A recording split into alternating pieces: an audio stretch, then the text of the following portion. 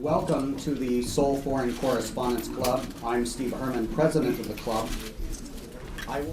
Mr. Steve Herman and esteemed members of Seoul Foreign Correspondents Club, as I stand before you today, I'm reminded of my previous speech to this very group 5 years ago.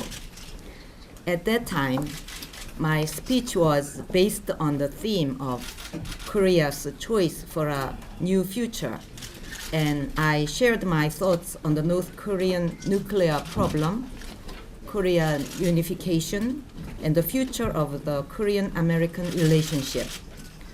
Today, the situation in and around the Korean Peninsula is uncertain and in flux as never before. North Korea conducted its second nuclear test in 2009. This past April, North Korea proclaimed through its constitution that it was a nuclear weapon state. Such actions only reaffirm its unrelenting commitment to maintaining nuclear capabilities. At the same time, all of us witnessed the most serious provocations since the signing of the armistice agreement, when North Korea sank the Cheonan and shelled Yeonpyeong Island. Efforts to marginalize the NLL and dismantle the armistice framework continue, and it remains uncertain just what policies the new North Korean leadership will adopt. As we canvass the situation around us, conflicts and tensions in Northeast Asia are on the rise, unlike any other previous period. Concerns are mounting that historical and territorial tensions could fundamentally disrupt bilateral relations. Strains are visibly apparent in our West and East Sea, the East China Sea, and even in the South China Sea. And in the midst of such turbulences, new leaders have assumed power in North Korea and Russia. The United States just re-elected its president, and China is in the process of selecting new party leaders. The next several years are likely to be critically transformative years in shaping the future of the Korean Peninsula and Northeast Asia. From the very onset, the next Korean government is likely to face a range of domestic and external challenges, and resolving them will surface as central national tasks. When I was just 22 years old, I assumed the unprecedented duties as our country's acting First Lady. That was because I had the responsibility to fill the void left by my mother's death in the hands of a North Korean terrorist. National partition is a sorrow that touches all Koreans, but for me, it brought to the fore unimaginable personal suffering. When I thought that I had lost all hope, however, I chose to rise above my agony and pain, and I tried with all my heart to fulfill my duties when the eyes of Koreans were upon me. At that time, I thought to myself that it was imperative to build an enduring peace on the Korean Peninsula and the abiding need to reunify our land. Today, I wish to embark on the making of a new Korea, in the belief that it is possible to elevate trust step by step, but premised on the underpinnings of unshakable security. To begin with, we can never accept nuclearized North Korea, nor can we allow a second Cheonan or Yeonpyeong incident. In the case of any future North Korean provocations, I'm prepared to activate all possible means within the boundaries of self-defense. But resolving the North Korean nuclear problem requires two related foundations: robust deterrence in parallel with multifaceted negotiations, including South-North dialogue and the six-party talks. What we need is not just maintaining peace, but concerted efforts in building a sustainable peace. And the most important factor in ensuring such a development lies in steering North Korea on the path of meaningful change.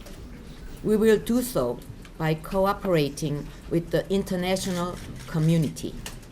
I believe that these developments can be triggered by activating a trust-building process on the Korean Peninsula.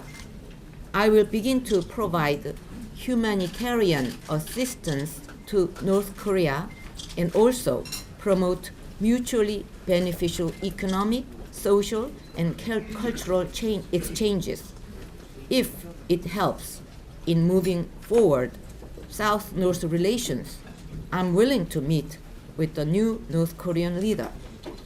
But importantly, I will not seek a meeting just for the sake of having a meeting. Rather, such a summit must involve an honest dialogue on issues of mutual concern. Enduring reconciliation and cooperation can only come about through frank and open discussions, for that is when true trust can readily multiply. If trust can be built together with the progress in denuclearization, we will be ready to pursue Vision Korea projects in tandem with the international community. Improving North Korea's infrastructure, membership in international financial institutions, and attracting foreign investment are some of the more salient points. In order to nurture a peaceful environment combined with fostering common interests on the Korean Peninsula and Northeast Asia, I plan to actively pursue diverse cooperative ventures that can encompass Russia's far eastern coastal region, China's 3 northern provinces, and the 2 Koreas. In this context, it is possible to explore cooperation with relevant international organizations. Building sustainable peace on the Korean Peninsula is inseparable from fostering prosperity and security in Asia.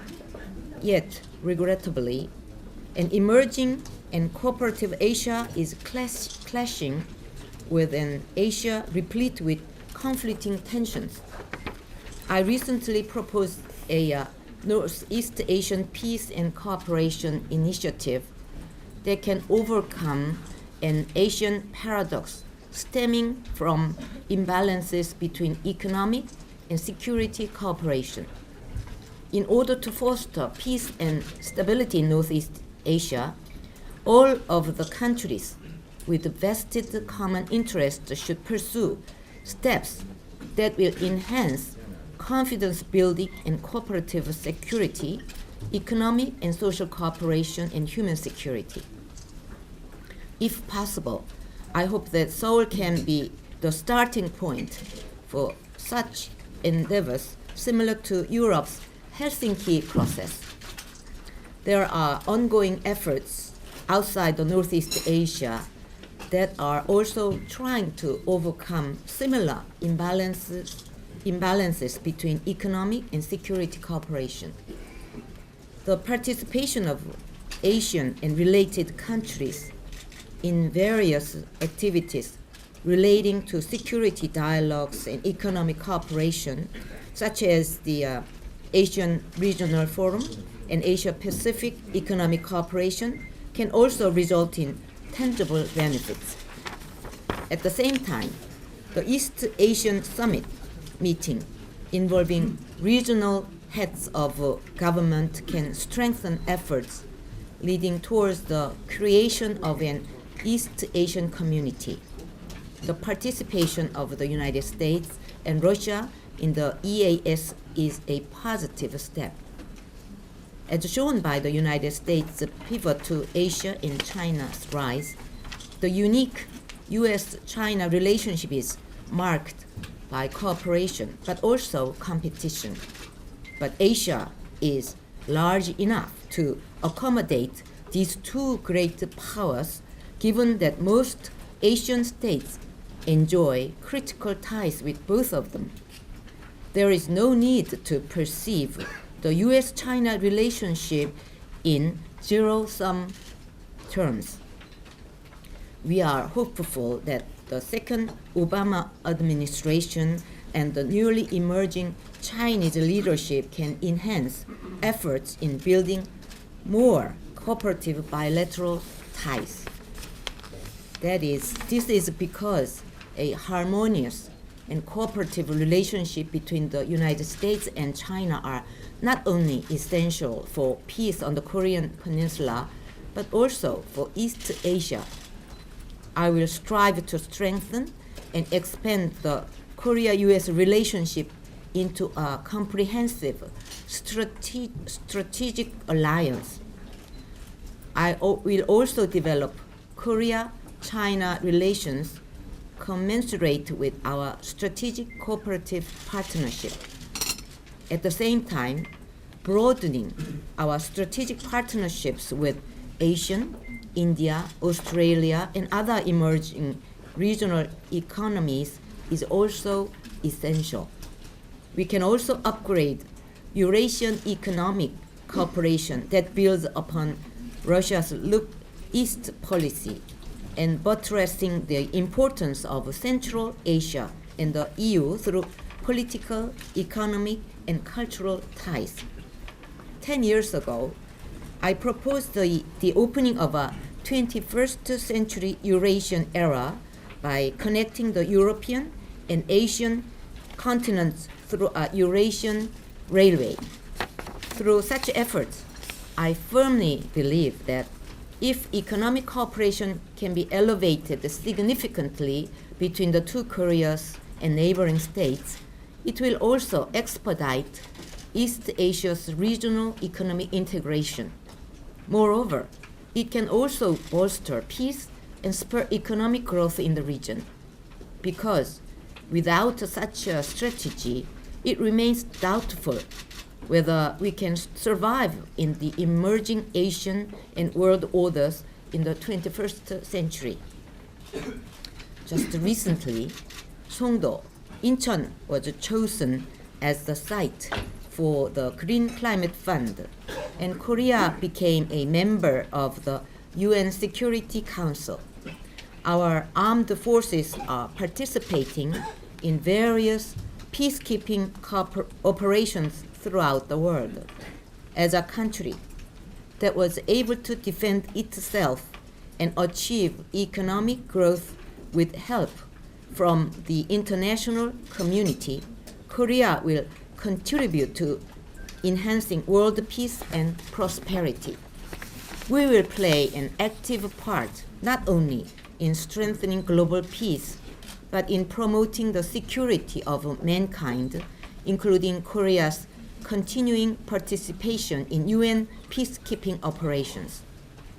Korea will enhance its efforts in addressing critical global issues such as climate change, poverty, peacekeeping, counterterrorism, and human rights, among others. Building on the momentum created by Korea's hosting of the Green Climate Fund and the Global Green Growth Institute, it is important to upgrade Korea as an attractive location for investments and as a comfortable country for foreign guests. This is possible by upgrading major cities as key industrial, logistics, financial, and cultural centers. Last but not least, together with our partners throughout the global village, we will explore viable mechanisms for jointly addressing such issues as nuclear safety and major natural disasters. It has been 22 years since Germany was unified. Just as a unified Germany is leading the way with European integration and prosperity, I'm certain that a unified Korea will also play a critical role in the shaping of Asia's prosperity and reconciliation. Unification cannot be regarded as something that is far off into the future. We cannot be satisfied by merely coping with division. Rather, we have to become proactive in fostering unification. Today, I would like to share with you 3 major unification principles. First, I will work toward unification together with our people, deserving of their support and based on a national consensus. The crafting and implementation of a transparent unification policy is one of the central tenets of a trust-building process on the Korean Peninsula. Second, unification that allows all Koreans to exercise their rights in the pursuit of happiness. Such unification means the day when all the citizens in the South and the North can live to their fullest potentials, and when people throughout Korea can enjoy freedom, human rights, and lead prosperous lives. For that is when the Korean people can truly emerge in a grand union. Third, unification that contributes to world peace and reconciliation, and one that fosters cooperation and common prosperity with Asia. Since unification will enhance the interests of Korea's neighbors, we will cooperate strenuously with the international community through an active unification diplomacy. Members of the Seoul Foreign Correspondents Club, I stand before you today as a captain on a ship who is trying to steer her boat in the midst of history's cascading waves. Through a leadership that has been hardened by crisis, a leadership that engenders trust, and a leadership that emphasizes unity, it is my ardent hope that all Koreans can fulfill their dreams and aspirations. And to our friends, a commitment to sharing our affinity and reminding them that we will always have a place for them in our hearts. Through a leadership that can change challenges into opportunities, and with the abiding strength of our people, we will construct a new frontier, a Korea that embraces peace and cooperation. We will build a responsible Korea, a nation that became the first aid recipient to emerge as an aid provider, a nation that earns respect from the international community, a model nation that abides by global norms, a nation that takes the lead in development cooperation, and a nation that contributes to world peace and international security. It is time to leave behind an era of division and conflict. It is time to open a new era based on peace and cooperation. We have to move forward in the making of a cooperative new frontier that goes beyond industrialization and democratization. So let us end East Asia's 100 years of mistrust, and let us embark on a new 100 years, a century based on trust. We need a leadership today that fully understands the forces of change upon us, and a leadership that leads change from the turmoil of crisis into new opportunities. I'm certain that we will be able to demonstrate to all of you the attributes of a more attractive and responsible Korea as it reaches out into the world. Thank you very much. And grace us with remarks as the President of the Republic of Korea. So thank you very much. 감사합니다.